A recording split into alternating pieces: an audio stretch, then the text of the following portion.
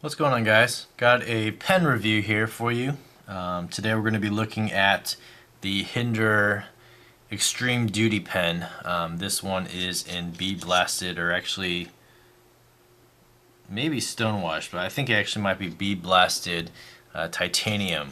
So with the Extreme Duty, you've actually got quite a few options from Hinderer. You've got aluminum in black, green, and blue.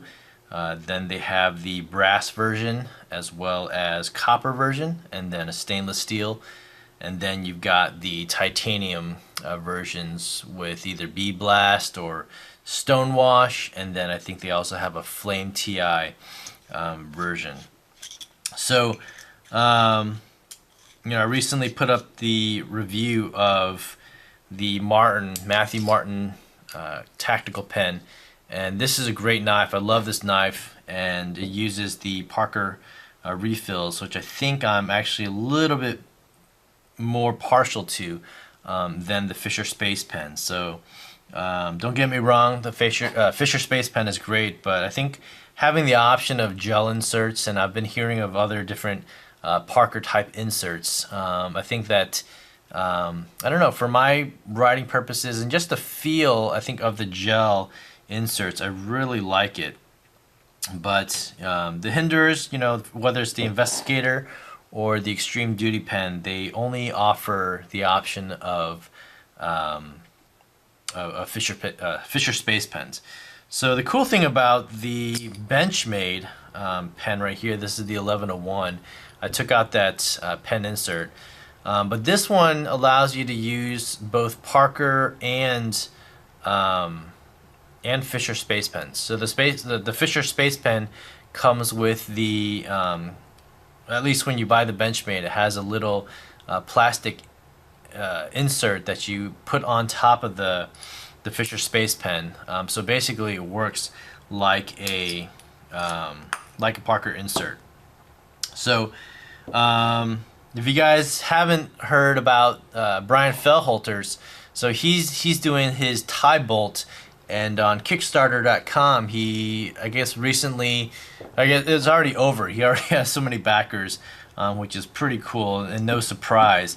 But his tie bolts titanium pen, that's a really cool pen that I'm hoping I can maybe get my hands on. That has kind of a clicky option for that knife. So anyway, really quick compared to just a simple Papermate pen. Again, the Benchmade 1101. The Matthew Martin, and then here a Sebenza closed, and I'm just going to frame it with these Hinderers on the side just for some knife blingage. Anyway, with the Extreme Duty, I've reviewed a couple of pens so far. So the Benchmade, this one, an Investigator, my friend's Investigator pen.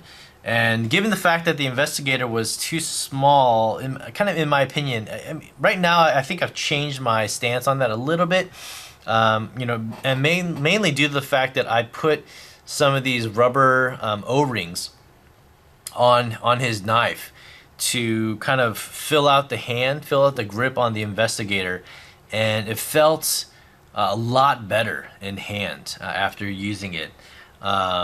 So I think maybe my opinions changed a little bit on that pen. But the Investigator here, again, this one being in full titanium, the main thing is that it's actually pretty heavy, especially when you put the titanium cap on the back here. It tends to kind of just be butt heavy and then kind of just weigh your hand down. So you have to be deliberate about pushing it down here to write. So typically, if I'm writing on a desk, if I'm out, then I kind of have to secure the cap. But just writing on my desk or my office or something, then I'll probably leave the cap off and it writes just fine. Again, with Fisher Space Pen, it's going to write well. The ink's going to come out consistently, so no real issues there. The cuts on the CNC machining on the grip of the Hinderer, obviously I put some rubber O-rings on here to provide a little bit more grip. These aren't as hard cut as, say, the Investigator pens. I can run my finger on here. If I dig in deep, then it'll still dig in. but they're not quite as uncomfortable as the Investigator. And I think it's part of the reason is because you're really kind of having to hold the Investigator pen very securely, whereas the Extreme Duty kind of fits your hand, I think, a little bit better due to the thickness. But the O-rings do help out. They fit great into the crevices here. I could have put 3 more, but I kind of like the spaced out look on these O-rings.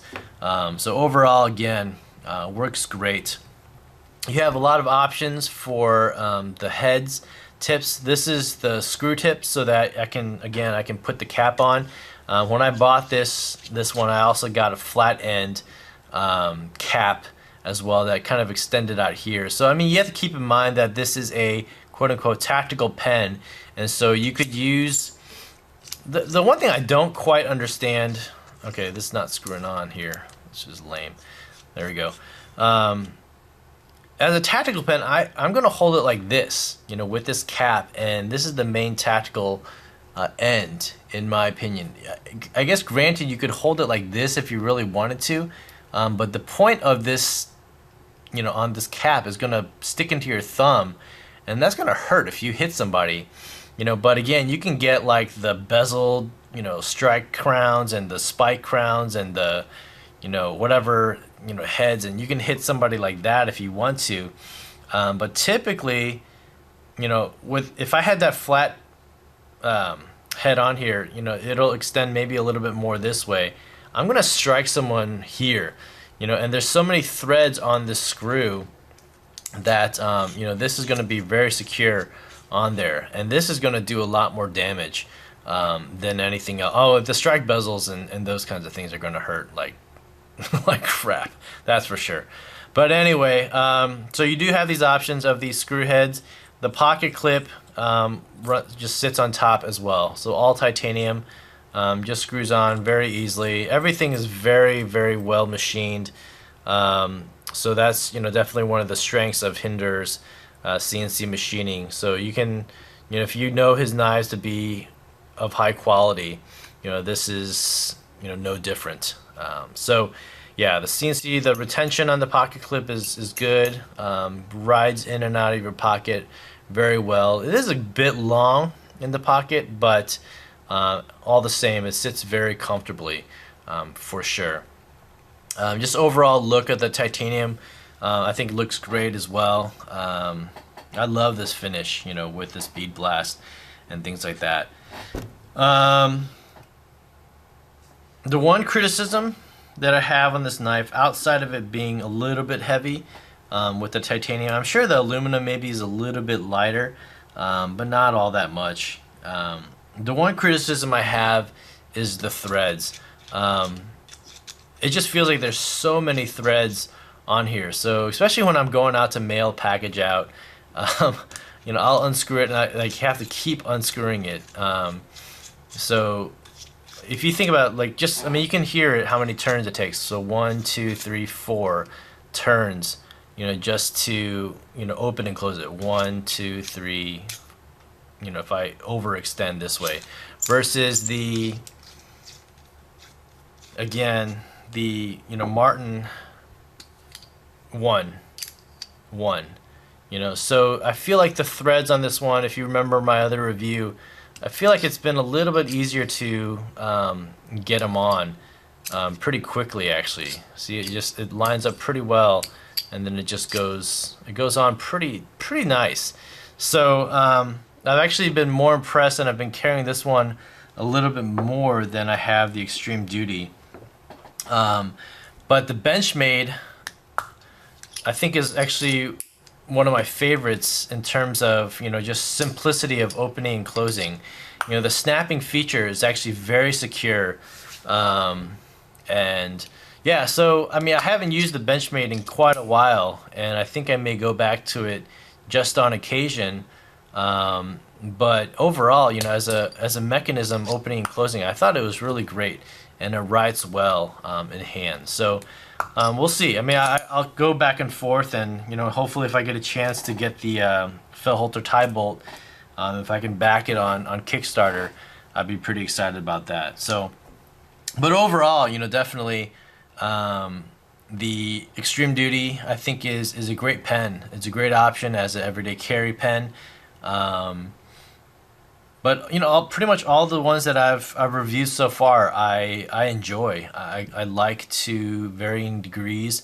Out of all three of these knives so far, I think build quality, the Extreme is the best. But overall usage and with the Parker refills, I'm still liking the Martin, the Matthew Martin one. So good job, kid.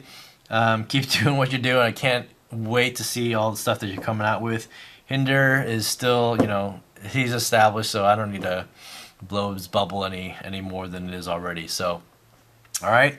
So there you got the Hinderer Extreme Duty pen in titanium bead blasted finish. Let me know what you guys think in the comments down below. Thanks for watching, and I'll see you guys on the next vid. Take care. Bye.